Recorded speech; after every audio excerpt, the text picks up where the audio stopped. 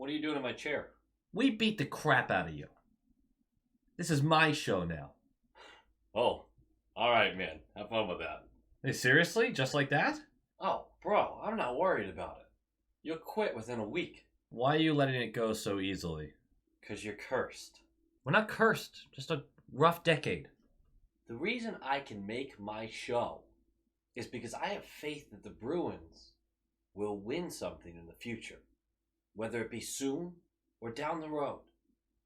But we both know that the Leafs are destined forever to never win anything. Your only claim to fame is how inept you are and how inept you've been for decades and decades and decades. The only time you have ever come close to relevance in a competitive fashion is when the league could only be competitive because there were only a few teams to talk about.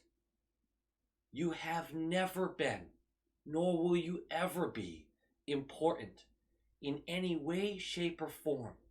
You are a speck of dust afloat through the cosmos, and you are meant to get struck down by every obstacle that ever comes your way.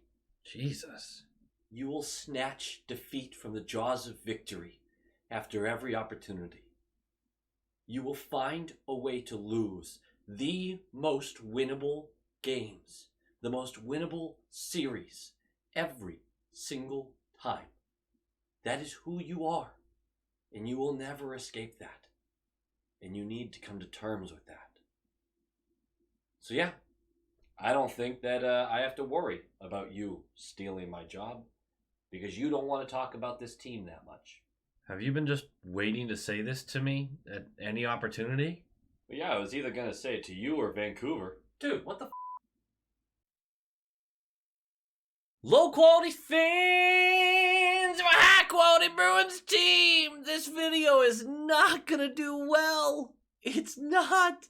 These types of games are not, and this may surprise you, they are not followed by a high viewership. People don't want to talk about these games. And guess what? I'm right there with them. This was a tough one. Disappointing one. But you know what disappointed me the most? The most about the past 3 hours? The fan bases. Jeez Louise! I saw Bruins fans completely give up on the team. I saw Leafs fans actively root for Clifford to start injuring guys. I saw Bruins fans actively root for fill in a name to start injuring guys. I saw Leafs fans say the refs were letting us get away with everything directly after McAvoy got cross-checked in the face for an offsetting roughing call. The lesson here is, those are all minorities in the fan bases, and I want to remind everybody that. Holy crap, this was bad. From a fan standpoint, on Twitter, bad. All around. The reffing was egregious for both fan bases. I have an argument right here for the McAvoy cross-check. And they have an argument over here for Hall just bashing Lyubushkin in the side of the head, blindside style. You can't do that. Yeah, that one got called, sure, but like, there probably should have been more there. I mean, this is what I'm talking about, where the refs were just bad. They were just bad. Did they decide the game? Absolutely fucking not. Because guess what decided the game? Couple good bounces and getting the fuck outplayed for 40 minutes. That's what decided the game. I don't know what you want from me, because that's what decided the game. Guess what? The Bruins played like absolute doggy doo-doo and still were pushing back in the third. When the second period ended, I said, man, I just want to see us win the third. Show us that you can come out and bring it to this team. Don't give up on this game. And they came out and they won the third. Now, you could say it's because there was only 4 defensemen left for the Maple Leafs. Sure. You could say it's because the Maple Leafs are coasting at the time because they had a 4-goal lead going into the third. Sure. Those are both reasons why I needed to see us win the third at very minimum. And we did. That is not, in my opinion, a great representation of how a series would go against the Maple Leafs. Are the Maple Leafs a good team that need to be taken seriously in a playoff series? Absolutely. But they are not going to tune us up for 6 goals every fucking time we play them. Please, God, don't let that be a reality. This was, to a degree, a preview of a potential first-round matchup. And it was one of those things where we went into it. They have the number 1 face-off percentage in the league. They have the number 1 power play percentage in the league. They have the number 5 penalty kill, the number 3 goals for per game numbers, and they are number 16 in goals allowed per game. This was a game where our strength of defensive structure had to hold, and we had to take advantage of when their defense, because they always do a little bit, when their defense breaks down. We didn't uphold our strength. Our best strength lost to their best strength in this matchup. That is the biggest issue here. There are a couple names that stand out that we're going to get to, but going into the game, it was simply unstoppable force meets immovable object, and the object flinched. It happens. It's hockey. Sometimes you get speed bagged. I refuse to put more stock into one game. Swayman gets the start, but not the finish. That's some tough tatas right there. We're not going to have a lot of line changes. In fact, we're not going to have any. We should have. Cassidy said after the game that he was already thinking about tinkering some of the lines. I assume he's talking about defensive pairings. I believe that's a very good decision. This, as he said, accelerated that decision making. If we win this game, we're up into second in the Atlantic. If we lose this game, which we did, then we're staying in fourth. Who gives a flying crap? Again, pretty sure we were going to be a wild card. It looked like maybe we'd put a fight up for the second or third. We still might because we still have 15 games left. But it's not that big of a deal. It's a tight race, and the matchups in the East don't matter. Maybe they matter to you specifically because there's matchups you want, and I get that, but they do not matter in the grand scheme of it because you are facing a very good team in the first round, a very good team in the second round, and an elite team in the third round, and that is a best case scenario. Best case. This team will have to claw and fight through the playoffs regardless who they're playing. God, I don't want to talk about this. I don't want to talk about this game. You see how long the intro's been? I don't want to talk about the game. Like, comment, subscribe, nailed it. I don't want to talk about the game. Puck drops! And do you know how much I panic in these games? In these specific games, Toronto, Montreal, Tampa, these games, we're a minute in. We've had 2 turnovers due to just losing the handle on the puck, and we have had a great opportunity with Lindholm coming in on Mrazek. Great pass. He gets stoned. It looked like a lucky save, too. It doesn't seem to me Mrazek meant to get there, but he just gets enough of it with the blocker. So it stays at 0, obviously, 1 minute in. And I'm already losing it. I'm already thinking like, oh, God, it's going to be one of those games where we can't buy a goal and there's turnovers galore and we can't pass straight. 2 of those were kind of true. 5 minutes in. We can't connect a pass to save our lives. Puck gets dumped into our zone, but it's a weird bounce that jumps in front of Swayman. Grizz goes to collect. Clifton's out there. There's a weird line change going on. Grizz goes to collect. He's, off to the left of Swayman. Clifton is off farther to the left, and Grizz goes to feed him the puck, but Clifton keeps backing up around the net. Grizz should have had his head up and not just whipped a heater over there to no one, and Clifton, I don't know what the play was there. No communication. Spezza comes over, grabs the puck, whips it into the slot. Lazar can't get back in time, and I believe it's Bunting. Who the hell scores this? Blackwell. Blackwell's there for a really nice backhanded tip-in. Give him some credit on that. It's 1-0, 5 minutes in. 40 seconds later, Bunting to the box, tripping, power play time, 11 seconds in. Now, 6 seconds in, we go crossbar and out. Pasta, what are you going to do? There's going to be a lot of posts in this game. God, this game could have been so different. Did we get outplayed? Absolutely. But God, it could have been so different. Crossbar, out. We retrieve. And it goes Marchand to McAvoy to Bergeron to Pasta. Pasta whips it hard through the slot to Hall, but right here, it gets deflected by Brody and goes past Mrazek. Boom! Goal! Did that work? I think that did. Nailed it. God, I'm so... Anyway, 1-1. We're in this game. I'm not worried. You're not worried. Come on. We can score on this team. That's all that it's about. We can score on this team. 7:44 in. Mrazek's going to go to the locker room. Not sure exactly what happened here. We can speculate on what and when this happened, but it looks like he pulled something. Looks like he pulled it when he was going to save that initial shot by Pasta, and he was trying to play through it, and it didn't work. I'm not sure. No reason to speculate. He's going to go to the locker room, would not return. So the rookie netminder for Toronto, Shalgren, it's spelt differently, but I believe that's the way Jack was saying it, so I'm going to go with that. Shalgren comes in. He's a pretty decent goalie for what I've been seeing. He's had his ups and downs. He's only played a couple games for them, but hey, they can use any help they can get in net right now. And he played pretty decently for a good amount of this one. 11:26 left. Bunting, Smith, off the face-off. They're getting into a tussle. They're both going to go. I don't know what the refs are doing here. Let them play through this. I don't know why they chucked them to the box. They should have just been allowed to reset and play the game. I'm really confused by this. A minute into the 4v4, Carlo, bro. Nylander is coming down the left wall, and instead of cutting the angle and trying to get in front of him, Carlo goes directly at him.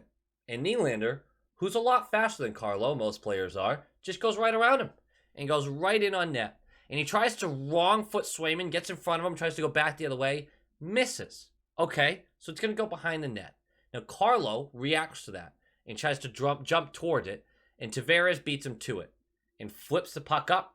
And this is just a tough angle for Riley. But Swayman, who had gotten wrong-footed and wouldn't have made the first save, still hasn't been able to reset back to the short side. So Riley has an open net at a hard angle. Boom, bada bing, 2-1. Carlo can't get beat like that. I don't know why he's out there 4v4. That's a weird decision to me. But more importantly, just cut your angles. Like, what is that? I guess he tried to play the body, but he didn't even get close to catching up. Brutal play. And 2-1. And both the goals so far, you're sitting there and going like, these are just blatant we did it mistakes. I said in the beginning of the game, you had to have your greatest strength be your greatest strength. And we gave up things with our best assets. Now, our best assets aren't Clifton and Carlo, but you know what I'm saying. Defense. We do get away with one. 6 minutes left. Lindholm, who had a decent first period, I thought, when the rest of the team looked asleep. This was a bad moment for him. It's a blatant turnover. Just tried to be too clever for his own good. Leads to a Marner-Bunting 2-0. Marner goes to Bunting, back to Marner, and Marner goes for another pass! And it's just behind the net at this point.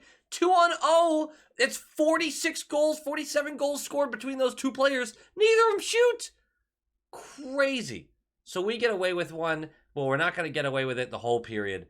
3:51 left in the period. Boarding on Pasta. This was a player backing into another player and a nudge that, yes, sent them into the boards. This was a soft boarding call. This is tough. The only reason I'm exclaiming on this one is because it's going to come around later in the game. Brutal call, but you got to kill the penalty, which we do. So the ref didn't really affect anything there other than putting us on a penalty kill for a bit. 1:16 left. Cliffy blasts one from the right point directly into Kerfoot. I mean, didn't even look up, just saw the puck coming and just smacked it. What have we always said? Get it past the first guy or send it around the boards. Nothing in between, man. It's a breakaway for Kerfoot the other way. He is going to go inside, outside on Swayman and have just enough to squeeze it around. It's a great move. And Swayman has now given up a awful turnover with a cross slot feed, which was a tap-in. He's given up he got beat on the deke, but the deke missed. And then it was all caused by Carlo not fucking getting there in the first place. Second one I didn't love. Third is a breakaway. Like a breakaway by a mile. It's a tough game for Sway, but not really his fault. 6 minutes in the second, we get a power play. It's terrible. Let's not even talk about it. God, it was awful. 11:32 left. Carlo gives it away. Just tosses it right into the neutral zone. Just flubs the pass. Gives it away. Leads to a 2-on-1. Nothing comes of it. But on the ensuing exit of our zone, Smith throws a suey right into the skates of DeBrusk. Just right into his skates. Luckily, no one greenlit DeBrusk on this. But the puck gets bounced back towards our zone. It leads to a fast break the other way. This kind of neutral zone play will get you crushed against a team this fast. Problem is, Smith keeps moving forward even though it went into his skates, thinking that maybe he could corral it. Lindholm freezes, seeing the turnover about to happen. Ends up being a 2-on-1. Matthews and Marner, no chance for Sway. Matthews to Marner, buries it 4-1. 4-1? No, not even worth it. 4-1 though. And it's not going to get better.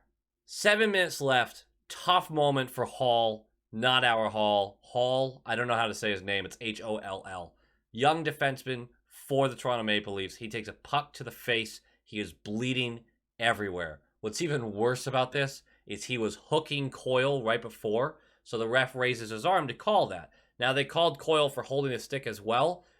That's a kind of unique call, but hey, I didn't see the review. I'm going to give him the benefit of the doubt on that one. I was too busy looking at Hall, wondering what the hell's going on with him. He was bleeding, man. It was bad. I hope he's okay.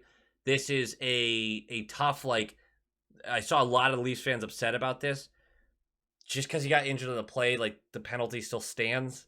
You don't waive the penalty because there was an injury. It also wasn't a player that injured him. It was just, he blocked a shot with the side of his head. It looked like, I think that's what happened. Hopefully he's okay. That looked gruesome. We're going to go to 4v4. Shortly after, Lyubushkin is going to board Hall in the same sense that Pasta boarded whoever the fuck it was. I forget already who it was earlier in the game. Same hit. Lyubushkin is... Hall backs into Lyubushkin. Lyubushkin just hits him into the boards. Hall takes exception to that. Now, did I think this was a penalty by Lyubushkin? No. I just didn't think the Pasta one was earlier in the game either. But Hall gets up and does something you absolutely cannot do. Am I surprised it had this result? Absolutely. Am I, worried about Lyubushkin? Absolutely. Hall gets up, keeps the glove on at least, take that for what it's worth, and swipes at the side of Lyubushkin's head.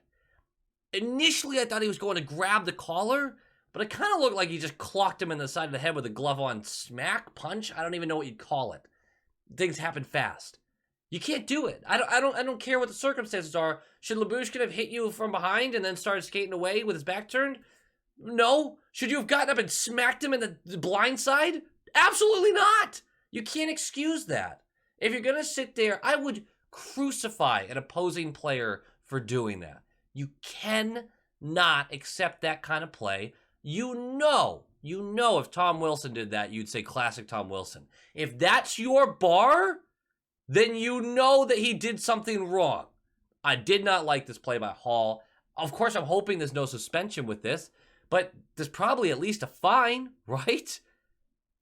Hall got 2 minutes. Lyubushkin was out for the rest of the game. And again, I really don't understand what happened here because it did not look severe in the moment, but you just don't know. You just don't know. Maybe he got hit in the eye. I don't know. Dude went down, would not get back up. I literally thought he was faking until he skates off and then doesn't return to the game. That's how soft it looked in the moment. Doesn't excuse the action, though. At all. On the ensuing penalty, blast from Riley at the point. Rebound comes up to Matthews. He has an open net. It's not even that's just, you live with that power play. You haven't cleared the pucks out of the zone well enough.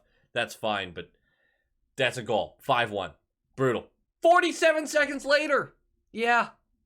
Time to pull Sway, I think. Six goals on 22 shots. That's some tough titties. Riley shot from the point again. Kampf untouched in the slot. Deflects it. Bounces. Goes past Swayman. Swayman never had a chance on this. Really, Swayman got boned this game. There were a couple that you'd like him to have. But good golly gosh. That was not something that I would see many goaltenders save. Never saw it. Screen to bejesus as puck had eyes. That's 6-1. It's 6-1. And at this point, it's literally comical, right? The game's lost. You're just kind of laughing at how ridiculous this is getting. You're hoping the team puts up some fight. And they do. Shortly after, there's 1:41 left. McAvoy is going to smash this from the right point. DeBrusk is going to redirect it with his skate in the slot. Not a kick, but a redirect. It's a perfect redirect because it slides right by Shalgren. And we got a 6-2 game. And you know what? I got pumped. Screw it. I'm watching a hockey game. Let me at least have a little bit of fun. Let's fucking go, boys. Let's see something magical. 6-2, going to the third. Let's do this. And then I found out Marchand, for yelling at a ref, has a 10-minute penalty, a misconduct penalty, because these refs are soft. Absolutely soft. These refs tried to control the game to a T, and it only made things worse. Bad display by the refs, and both fan bases get to agree with that. Olmark will start the third. He didn't allow one, which is neat. 13:31 left, tripping on Marner. We do not get anything on the power play. Holla, in fact, is going to end the power play with 9 seconds left of it because he's going to go for tripping. There's a penalty kill for $1.51. We killed that off too. During this time, though, Pasta's going to hit the post for like the 4th time. This game could have been different, man. Could have been different. 7 minutes left. You gotta believe. Clifton blasts from the point, goes off the wall to the left of Shalgren.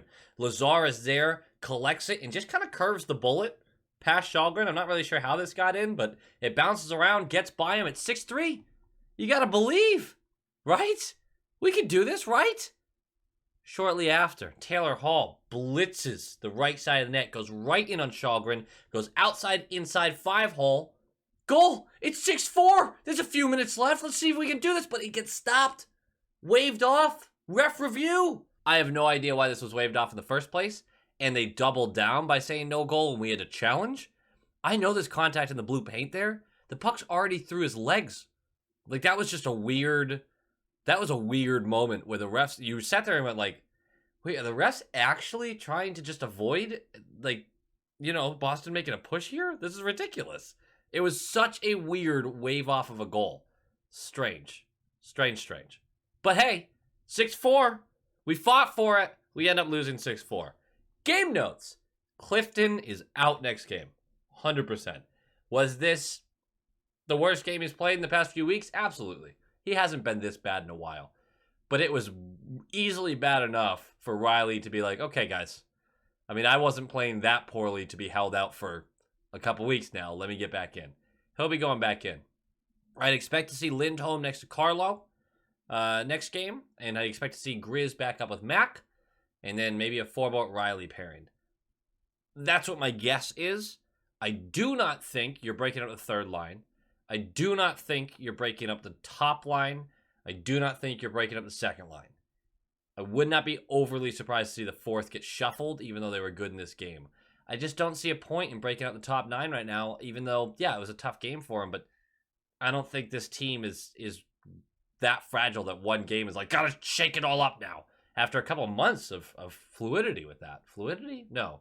Concreteness. The opposite of fluidity. Nailed it. McAvoy was brutal. Both in the sense that he didn't have a great game, but also he was an absolute wrecking ball out there. Just a truck going through folks. You love to see that. This team had a little bit of bite in them. I wish they brought more of it, honestly.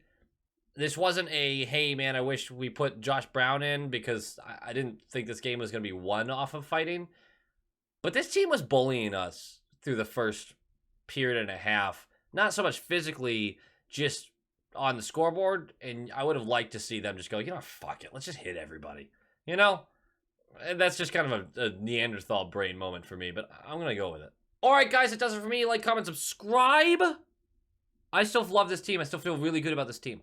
This is a tough game. Sometimes you get speed bagged. Sometimes it's against opponents you really hate to see speed bag you. But I like this team, and I think we have a real shot to make some noise in the playoffs this year. No one's going to be heavily favored in the East. It's just such a gauntlet. So I'm going to take my chances with this team, and I'm going to cheer for them, and I'm going to be excited about them because I think we can really make some noise. That's my message. Go Bees!